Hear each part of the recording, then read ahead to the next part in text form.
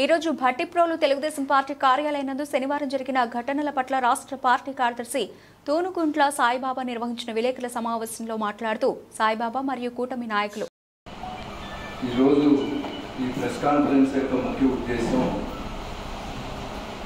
నిన్న భట్టిప్రోలు గ్రామ పంచాయతీ ఏరియాలో జరిగినటువంటి దురదృష్టకర సంఘటన నేపథ్యంలో మరి జరిగినటువంటి రాజకీయ పరిణామాల నేపథ్యంలో మరి వాళ్ళ మా పరంగా కూడా నిన్న మాట్లాడిన మాటలకి కౌంటర్ చేయాల్సినటువంటి అవసరం ఉంది. ఆ నేపథ్యంలోనే ఈరోజు తెలుగుదేశం పార్టీ ఆధ్వర్యంలో ఈ ప్రెస్ కాన్ఫరెన్స్ ఏర్పాటు చేయడం జరిగింది. దీనికి ఇచ్చేసినటువంటి ప్రెస్ రిపోర్టర్స్కు అలాగే మా కూటమి పార్టీ నాయకులకు కార్యకర్తలకి అందరికీ కూడా నమస్కారం తెలియజేస్తూ ఈరోజు మేము మాకున్నటువంటి అనుమానాలు ఎవరు ఏ సమయంలో చేశారన్నటువంటి దాని మీద ఆ చెమ్మ పగలగొట్టిన విషయంలో మేము కొంత ప్రాథమికంగా మాకు అందిన సమాచారం మేరకు మేము పోలీసుల దృష్టికి తీసుకెళ్లి కంప్లైంట్ చేయడం జరిగింది.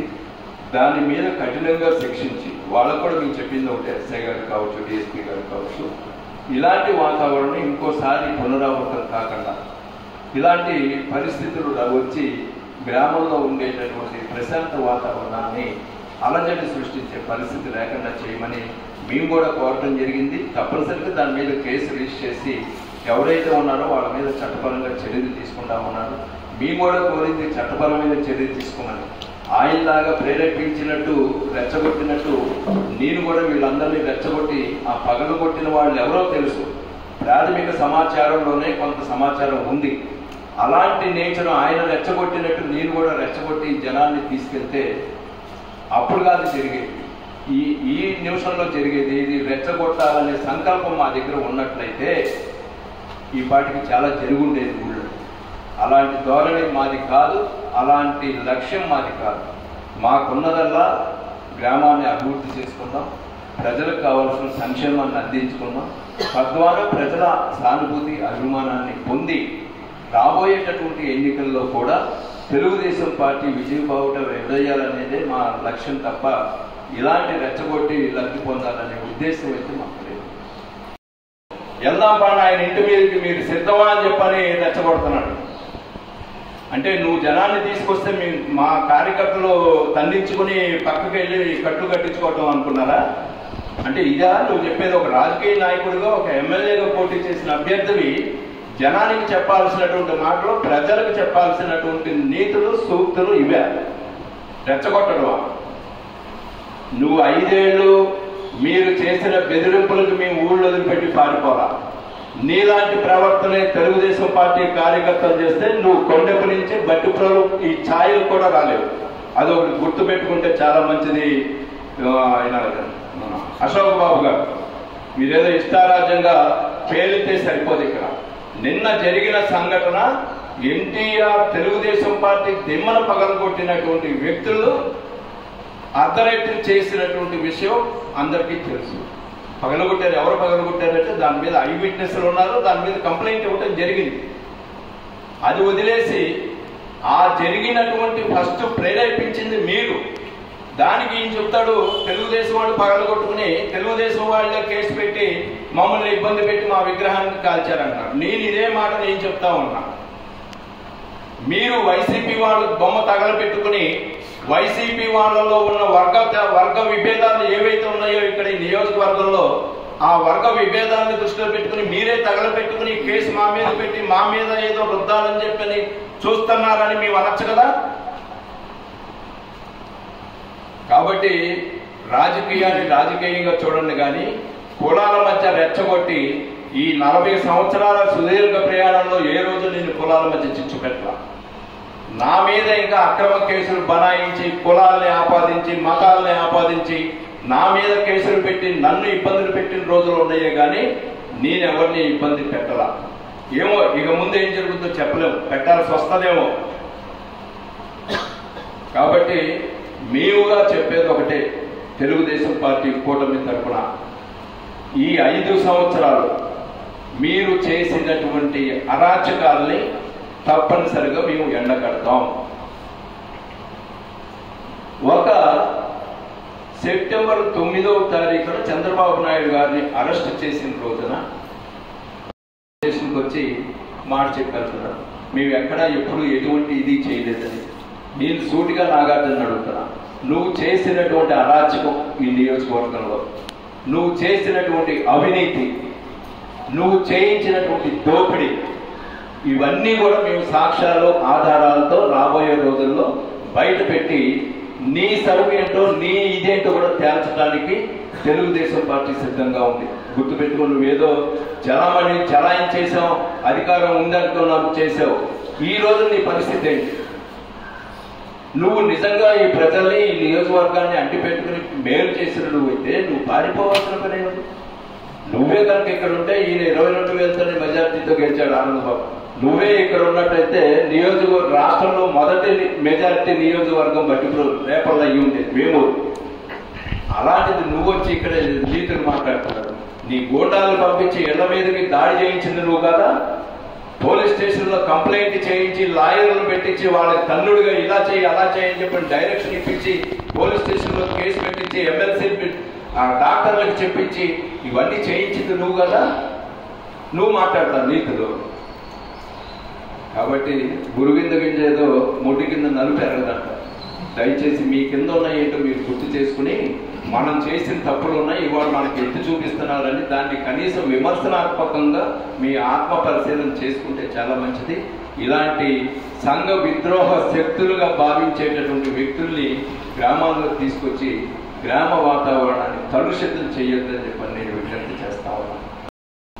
హైలైట్ చేసి ప్రజలకి ఇలాంటి రెచ్చగొట్టేటటువంటి సందేశాలు వెళ్ళకుండా ప్రశాంతమైన వాతావరణంలో ప్రజలు సహజీవనం చేయాలి కలిసిమెలిసి అని చెప్పని సందేశాన్ని ఈ సందర్భంగా మీ ద్వారా ప్రజలకు తెలియజేయమని చెప్పి ప్రెస్ రిపోర్టర్స్ అందరికీ విజ్ఞప్తి చేస్తూ మరి పాల్గొన్నటువంటి ప్రెస్ రిపోర్టర్స్కి, అలాగే తెలుగుదేశం పార్టీ నాయకులు కార్యకర్తలు, జనసేన పార్టీ నాయకులు కార్యకర్తలు, బీజేపీ వారికి అందరికీ కూడా పేరు పేరున హృదయపూర్వకంగా తెలుగుదేశం పార్టీ తరఫున ధన్యవాదాలు తెలియజేస్తా ఉన్నా. Thank you very much. మీరు హౌస్ అరెస్ట్ చేసినన్ను నా ఇంటి దగ్గర కానిస్టేబుల్ని ఏఎస్ఐని కాపలా పెడితే ఇప్పుడు నువ్వు అన్నటువంటి తెలుగుదేశం గూండాలు అన్నవే వైసీపీ గూండాలు ఇంటి మీదకి వచ్చి దాడి చేసినప్పుడు నీకేమైనా గుర్తు రాలేదా? అరాచకం అనే పదానికి, తాలిబన్లు అనే పదానికి. మరి ఆ రోజున జరిగిన సంఘటన తర్వాత నువ్వు ఈ నియోజకవర్గానికి ఛార్జ్ తీసుకుంటే, మరి ఛార్జ్ తీసుకున్నటువంటి తర్వాత ఇలాంటి సంఘటనలు ఇక్కడ జరిగినాయి, దాన్ని నేను తీవ్రంగా ఖండిస్తున్నాను. మా పార్టీ చేసిన ఇంకో పార్టీ చేసిన తప్పు తప్పే అని ఆ రోజున పెద్ద మనిషి తరహాలో నువ్వు మాట్లాడి ఉంటే ఈ రోజు కూడా మేము అదే విధంగా స్వీకరించేవాళ్ళం. మా వాళ్ళు ఎక్కడ తప్పు చేయలే, ముందు ప్రేరేపించింది మీరు. తెలుగుదేశం జెండా దిమ్మ పగలగొట్టినటువంటి బాధలు, అధికారంలోకి వచ్చినటువంటి మమ్మల్ని మీరు ఈ విధంగా ఇచ్చేస్తారా అనేటటువంటి ధోరణిలో కొంతమంది ఎవరైనా ఆవేశపరులు ఏదన్నా తొందరపడి ఏదన్నా చేశారేమో కానీ దానికి పార్టీల్ని, కులాల్ని, మతాల్ని ఆపాదించి నువ్వేదో రాజకీయంగా లబ్ధి పొందాలనుకుంటే నువ్వు కాదు కదా, నీ జగన్కే నూకలు చెల్లిపోయింది ఈ రాష్ట్రంలో. వైనాట్ 175 అన్నావు, ఎక్కడుంది ఇప్పుడు? ఎక్కడుంది 175? 2 అంకెల దగ్గర మిగిలింది. కనీసం మా వాళ్ళు ఇంకొక 4-5 నియోజకవర్గాల్లో కొంచెం కష్టపడి ఉంటే 4కో 5కో మిగిలిపోయేవాడు. అది మర్చిపోవాకండి. ఈ రాష్ట్ర ప్రజల దృష్టిలో మీరు ఎక్కడున్నారనేది గుర్తుపెట్టుకోండి. దయచేసి ఇలాంటి రెచ్చగొట్టేటటువంటి ధోరణిలో మాట్లాడి బట్టిపురం గ్రామంలో ఏ రోజు ఇలాంటి దాడులు, అక్రమాలు, అలజడులు జరగల. అన్నీ మీ దగ్గర నుంచే మొదలైంది. కాబట్టి మీ దగ్గర నుంచి మొదలైనటువంటి వాటిని మరి మేము తీసుకున్నప్పుడు మరి మేము తీసుకున్న అన్నీ కూడా మీకు తిరిగి ఇచ్చేయాలి, లేకపోతే మేము బాగా ఉంటాం మీకు.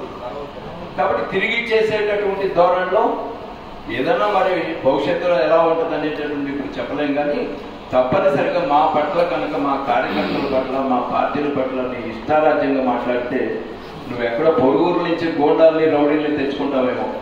ఇక్కడ మాకున్నారు, నీ గోండాలు చూసి భయపడే పరిస్థితి, లేకపోతే నీ రౌడీల్ని తీసుకొచ్చి ఇక్కడ ఏదో బెదిరించి నువ్వు అక్కడ దందాలు చేసినట్టు, రియల్ ఎస్టేట్లో దందాలు చేసినట్టు, అక్కడ బ్రోకరేజీలు చేసినట్టు, ఇవన్నీ అడ్డం పెట్టుకుని నువ్వు చేసినటువంటి దురాఘాతాలన్నీ పాంప్లెట్లు, కరపత్రాలు, వీడియోలు, ఆడియోలు, ఎన్నికల ముందు ఎన్నికల తర్వాత వాల్ పోస్టర్స్, ఓ బోర్డు ఉంది నీ చరిత్ర.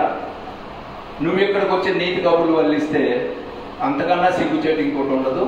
దయచేసి ఈ సందర్భంగా నేను వైసీపీకి సంబంధించినటువంటి పార్టీ శ్రేణులకు నేను చేసేటటువంటి విజ్ఞప్తి ఒకటే, అయిపోయింది. మీరు 5 సంవత్సరాలు పరిపాలన చేశారు, మిమ్మల్ని వద్దనుకున్నారు జనం, మీరు కామ్గా పక్కన కూర్చోండి. మేము చేయగలిగినటువంటి ప్రజలకు చేయాల్సినటువంటి అభివృద్ధి సంక్షేమాన్ని చేస్తాం. మేము చేసిన సంక్షేమం అభివృద్ధి చంద్రబాబు నాయుడు గారి పట్ల విశ్వసనీయత ఈ రాష్ట్ర ప్రజల్లో ఉంటే మమ్మల్ని ఉంచుతారు, లేదు అనుకుంటే ఇంకొకళ్ళని తీసుకొస్తారు 5 ఏళ్ల తర్వాత. అంతే తప్ప మీకైతే ఏ రకంగా కూడా ఈ రాష్ట్రంలో మనుగడ సాగించేదానికి అవకాశమే లేదు. మీరు తట్టాపట్టా సర్దుకుని పొండి పెళ్ళిపో, లేదు నాగార్జున నువ్వు ఢీ అంటే ఢీ కొట్టుకుని ఎవరు మిగులుతారో ఒకళ్ళు ఇక్కడ మిగిలితే వాళ్ళతోనే మేము ఢీ కొట్టడానికి పోరాటం చేయడానికి సిద్ధంగా ఉన్నామనేటటువంటి విషయం కూడా నేను ఈ సందర్భంగా తెలియజేస్తా ఉన్నా.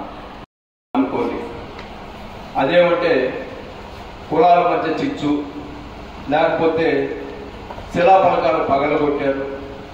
నేను సూటిగా నిన్ను అడుగుతున్నా, నీ దగ్గర జవాబు ఉందా? 2019లో నువ్వు అధికారం చేపట్టినటువంటి 3వ రోజున కలెక్టర్స్ కాన్ఫరెన్స్ పెట్టి 12 కోట్ల రూపాయల ఖర్చుతో, ప్రజాధనంతో ఖర్చు పెట్టి నిర్మించినటువంటి ప్రజావేదికని కూల్చినటువంటి సంఘటన నీకు గుర్తు రాలేదా? దాని గురించి నువ్వు మర్చిపోయావా? దాని గురించి మాట్లాడటం చేత కాలేదా నీకు? ఇది ప్రజాధనంతో కట్టింది తప్పు, ఇది కూల్చడం వల్ల జగన్మోహన్ రెడ్డికి చెప్పే సాహసం చేయలేకపోయావా? ఇక్కడ శిలాఫలకం ఎందుకు కూల్చాం? ఆ రోజే చెప్పాం. 2 సందర్భాల్లో జగనన్న కాలనీలో మేము పర్యటన చేసినప్పుడు లబ్ధిదారులు చెప్పినటువంటి సమస్యలు విన్న తర్వాత ఈ కాలనీలో ఎటువంటి అభివృద్ధి జరగలేదు, మేము ఇళ్ల స్థలాలు మాకు ఇచ్చినా దేనికి ఉపయోగం లేనటువంటి నిరుపయోగ స్థితిలో మేము మిగిలిపోయాము, ఇక్కడ కాపురాలు చేయడానికి లేదు, ఇళ్లు కట్టుకోవడానికి లేదు, నీళ్లకు లేదు, డ్రైనేజీ లేదు, మెరకలు లేవు, ఇన్ని రకాల సమస్యలు వాళ్ళకు వదిలి నువ్వు జగనన్న కాలనీ ఏదో అభివృద్ధి చేసావంటే ప్రజలకు ఇచ్చేవాడు. నువ్వేదో విలేకరుల ముందు, రిపోర్టర్స్ ముందు మాట్లాడితే సరిపోతేవో కానీ చదివినటువంటి జనం, చూసినటువంటి జనం నువ్వు చెప్పింది నిజమని అనుకోవడానికైతే ఈ ప్రజలు సిద్ధంగా లేరు. నీకు ఇంకా ఈ బట్టిప్రోల గ్రామంలో 10 రోజుల క్రితం జరిగిన ఎన్నికల్లో నీకు ఎన్ని ఓట్లు వచ్చినాయో, నీ పార్టీకి ఎన్ని ఓట్లు వచ్చినాయో గుర్తు తెచ్చుకో ఒకసారి. 9,400 ఓట్లు పోలైతే సుమారు 3,000 ఓట్లు తెలుగుదేశానికి, ఆనందబాబుకి మెజార్టీ వచ్చింది. అంటే నీ స్థితి, నీ పరిస్థితి, నీ పార్టీ పరిస్థితి ఎక్కడుందో ఒకసారి ఆలోచించుకో. జగనన్న కాలనీలో సమస్యలకి నిలయంగా జగనన్న కాలనీ ఉంది అనేటటువంటి దానికి, ఆ సమస్యల పరిష్కారం చేయలేని మీ అసమర్థపు స్థితిని నిరసిస్తూ ఆ దిమ్మను పగలగొట్టాం. ఇది వాస్తవం. నేను ఆన్ హ్యాండెడ్ రికార్డెడ్గా చెప్తున్నా. మేము స్వయంగా వెళ్ళి అటువంటి నిరుపయోగమైనటువంటి కాలనీలో ప్రజలు ఇబ్బందులు పడుతున్నారు కాబట్టి, వాళ్ళ ఇబ్బందుల్ని పరిష్కరించలేని స్థితిలో మీ ప్రభుత్వం ఉంది కాబట్టి దాన్ని నిరసిస్తూ మేము ఆ రోజున శిలాఫలకాన్ని పగలగొట్టినటువంటి మాట వాస్తవం. కాదని చెప్పగలవా? నువ్వు అక్కడ అభివృద్ధి చేసావా? ప్రజలు ఈ రోజు అక్కడ కాపురాలు చేస్తున్నారా? అదేవిధంగా నిన్న దిమ్మ పగలగొట్టారు. దానికి ముందు రజకులది ఏదో ఒక సమస్య జరిగింది. అది వాళ్ళిద్దరి మధ్య జరిగినటువంటి దాంట్లో వాళ్ళ కులానికి సంబంధించిన ఒక రజక చెరువుకు సంబంధించినటువంటి విషయంలో జరిగినటువంటి గొడవలో ముందు తెలుగుదేశం కార్యకర్త మీద చేయి చేసుకున్నాడు. ఇతను కేసు పెట్టడానికి వెళ్ళబోయాడు. మళ్ళీ అతని మీద మళ్ళీ దాడి చేసే ప్రయత్నం జరిగింది. దాని మీద కేసు పెడితే అది కులాల మధ్య చిచ్చు పెట్టించడం ఏంటది? అంటే ఇది నువ్వు ప్రేరేపించడం అయింది. మీ ఊళ్ళో ఇక్కడి నుంచి కులాలు కొట్టుకు సావండి, దానికి నేనే కారణం, నేను పక్క నుండి ఎగదోస్తాను, మీరు కొట్టుకోండి అని చెప్పడం నువ్వు చెప్పేది? దయచేసి బట్టిప్రోలు గ్రామ ప్రజలారా ఒక్కసారి ఆలోచన చేయండి. ఇలాంటి ప్రేరేపించి రెచ్చగొట్టేటటువంటి మాటలని దయచేసి విజ్ఞతతో ఆలోచన చేయండి. ఇన్ని సంవత్సరాల్లో ఏ రోజు నేను అలాంటి రెచ్చగొట్టే ధోరణిలో మనుషుల మీదకు ఉసుగొలిపేటటువంటి ప్రయత్నం ఏ రోజు జరగల. ఈ కొత్త సంస్కృతి ఈ 5 సంవత్సరాలే జరిగింది. నిన్న ఇంకో ఆయన చెప్తున్నాడు, మేము ఎక్కడ బొమ్మలు పగలగొట్టినా ఎమ్మటే దోషులు శిక్షించామని ఇక్కడి నుంచి పారిపోయిన ఆయన ఏదో మళ్ళీ ఒక 6 నెలల తర్వాత బట్టిపోయి గుర్తుకొచ్చింది. నిన్న పోలీస్ స్టేషన్కి వచ్చి ఏదో సానుభూతి మాటలు మాట్లాడేళ్ళాడు. ఏం చేసావు నువ్వు మంత్రిగా ఉండి? ఈ బాపట్ల నియోజకవర్గ కేంద్రంలో తెలుగుదేశం పార్టీకి చెందినటువంటి స్వర్గీయ నందమూరి తారక రామారావు గారి విగ్రహాన్ని పగలగొడితే ఏం చర్య తీసుకున్నావు నువ్వు ఈ జిల్లా మంత్రిగా ఉండి? అదేవిధంగా అనంతపురం జిల్లాలో తాడిపత్రి నియోజకవర్గంలో 2 తెలుగుదేశం పార్టీ కార్యకర్తల్ని తెలుగుదేశం ప్రభుత్వం వచ్చిన తర్వాత మీరు మీ పార్టీ వాళ్ళు హతమార్చినటువంటి హత్య చేసిన సంఘటనలు ఉన్నాయి. ఇవన్నీ ముట్టి కింద మీ దగ్గర పెట్టుకునే తప్పులు ఎదుటి వాళ్ళని దూషించటమో ఎదుటి వాళ్ళని విమర్శిస్తామో, నువ్వు విమర్శించినంత మాత్రాన ఏదో రాత్రి ఏదో చెప్తున్నారు దీంట్లో వాళ్ళు జరిగింది. అక్కడ ఉండేది దళితులు, ఇంకొక అగ్రవర్ణాల వాళ్ళు లేకపోతే ఇంకొకళ్ళు ఎవరో అక్కడ ఉండేది కాదు. జరిగింది ఆళ్ళ ప్రాంతంలో వాళ్ళకు సంబంధించినటువంటి పెట్టుకున్న జెండా దిమ్మ పెట్టుకుంది దళితులే, రాజశేఖర రెడ్డి విగ్రహం పెట్టుకుంది దళితులే. నిన్న దాన్ని పగలగొట్టడానికి జరిగినటువంటి దిమ్మ పగలగొట్టడానికి జరిగిన సంఘటనలో ఉన్నది దళితులే. ఇవన్నీ వదిలేసి నువ్వు ఏదో ప్రగల్భాలు పలికి ఇదంతా సాయిబాబా చేయించాడని చెప్పనంటే, అంటే ఇక్కడ టార్గెట్ చేసి నన్ను ఏదో భయపెడితే నేను తగ్గి పార్టీ నుంచో లేదా క్రియాశీలకంగా మానేస్తానో నువ్వు అనుకుంటే నువ్వు కాదు కదా. ఈ 30 ఏళ్లలో చాలా మంది నా మీద ప్రయోగాలు చేశారు, ఏ ఒక్కడి ప్రయోగం కూడా ఫలించాలి. కాబట్టి ఇప్పటికైనా మీరు అలాంటి ఆలోచనలు మానుకోండి. కులాల మధ్య మతాల మధ్య ద్వేషాలు రెచ్చగొట్టద్దు. మనుషులు ప్రశాంతమైనటువంటి వాతావరణంలో పట్టిపురలు గ్రామం వేమూరు నియోజకవర్గం పనిచేస్తూ ఉంది.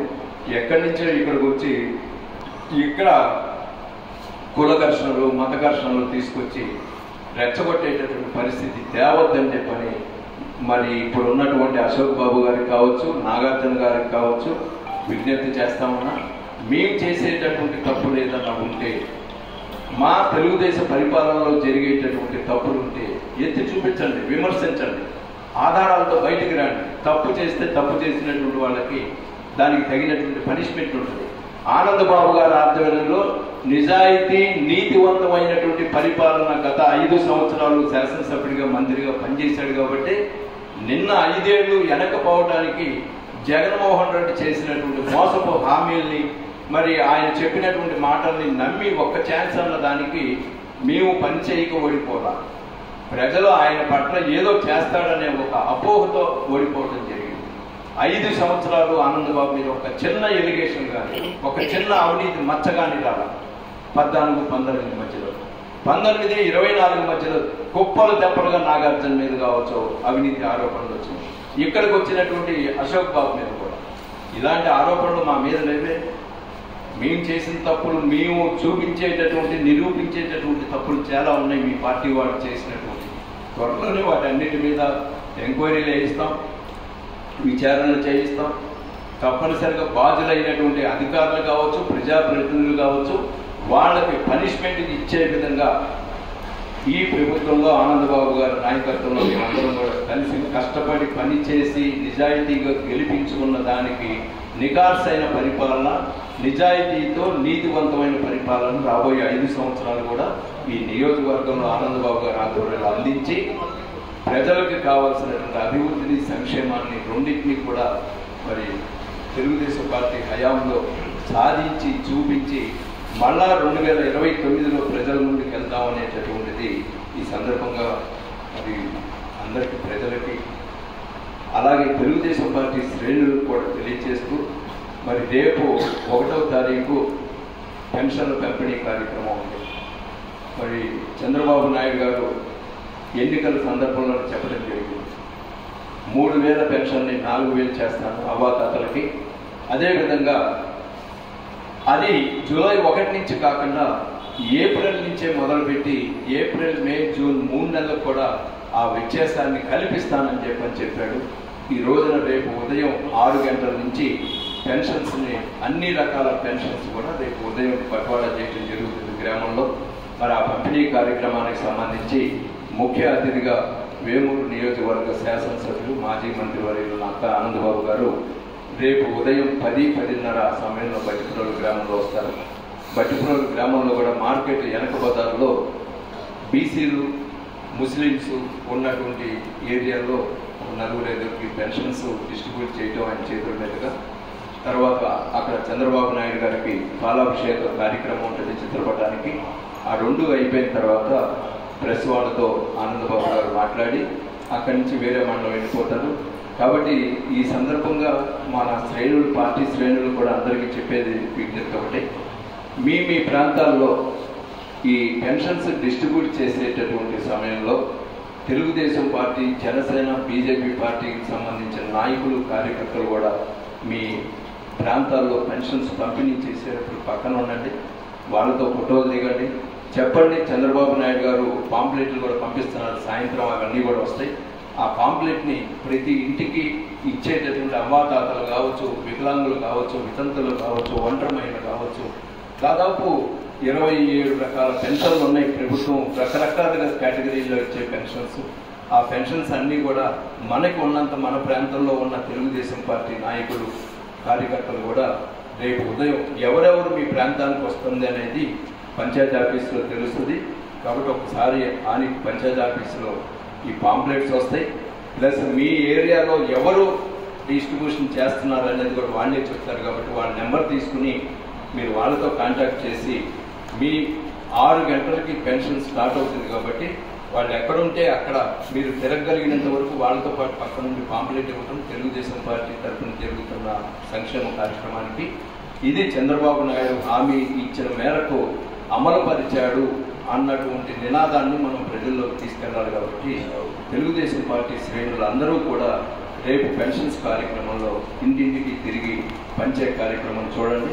రెండోది 9:30 గంటల కల్లా మన కార్యకర్తలు, శ్రేణులు, నాయకులు అందరూ ఆఫీస్కి వస్తే ఆనందబాబు గారిని రిసీవ్ చేసుకుని ఆ డిస్ట్రిబ్యూషన్ కార్యక్రమంలో పాల్గొని అక్కడ చెప్పినటువంటి కార్యక్రమాలు పూర్తయిన తర్వాత ఆయన్ని వేరే మండలానికి వెళ్ళిపోతారు. కాబట్టి దయచేసి ఈ కార్యక్రమాలన్నిటికీ సహకరించవలసిందిగా ప్రెస్ రిపోర్టర్స్ కూడా రేపు జరిగేటటువంటి పెన్షన్ డిస్ట్రిబ్యూషన్ కార్యక్రమంలో ఆనందబాబు గారి కార్యక్రమాల్లో పాల్గొని వాటిని కూడా కవరేజ్ చేయవలసిందిగా మీకు విజ్ఞప్తి చేస్తూ, మరి ఈ సందర్భంగా